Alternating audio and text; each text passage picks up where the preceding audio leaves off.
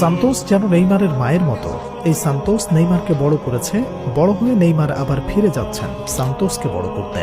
ঠিক যেন একসময় মা আমাদের বড় করেন, আর বড় হয়ে আমরা আমাদের বুড়ো মাকে আবার বড় করি। ম্যাচের 59তম মিনিটে ছিপছিপে পাতলা গড়নের ছেলেটা যখন মাঠে প্রবেশ করল, তখন চারিদিকের গ্যালারি থেকে শোনা যাচ্ছিল শুধু তার নামটাই। সে কোনো অচেনা আনকরা কোনো নতুন মুখ ছিল না। ক্লাব এবং ক্লাবের বাইরে সকলে তাকে বেশ ভালো করেই চিনত। 10 বছর বয়সে ফুটসাল মাঠ দাপিয়ে বেড়ানো ছেলের খেলা দেখতে নিজে গিয়েছিলেন স্বয়ং রবিনহো। 13 বছর বয়সে তাকে সাইন করাতে উঠে পড়ে লেগেছিল সর্বকালের শ্রেষ্ঠ ক্লাব। ইউথ লেভেলে নিজের চেয়ে বয়সে অনেক বড় ডিফেন্ডারকে হেসে খেলে পরাজিত করা ছিল তার অভ্যাস।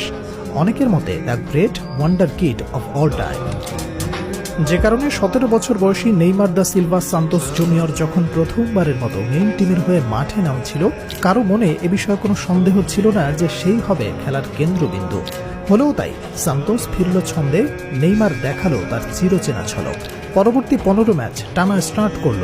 সিজন শেষে হলো পাউলিস্তা চ্যাম্পিয়নশিপের সেরা তরুণ খেলোয়াড়। ফাইনালেও নিয়ে গেল তাদের। সেখানে পরাজিত হলো রোনালদো নাজারিওর জোড়া গোলে। তবে এটা ছিল মাত্র শুরু। পরের সিজনেই আরো ভয়ঙ্কর হয়ে উঠল ছেলেটি। 19 ম্যাচে 15 গোল 5 অ্যাসিস্টে দলকে জেতালেন পাউলিস্তা। নিজে জিতল player of the tournament. Brazilian কাপে 8 ম্যাচে করল 11 গোল 7 অ্যাসিস্ট। কিছু বুঝে ওঠার আগেই যেন 18 বছরের বালকটি হয়ে গেল ব্রাজিলিয়ান ফুটবলের পোস্টার বয়। এরই মধ্যে হঠাৎ এলো চেলসির কল, 30 মিলিয়ন ইউরোর অফার। সবাই যেন উঠে পড়ে লাগলো তাকে যাওয়া থেকে আটকাতে।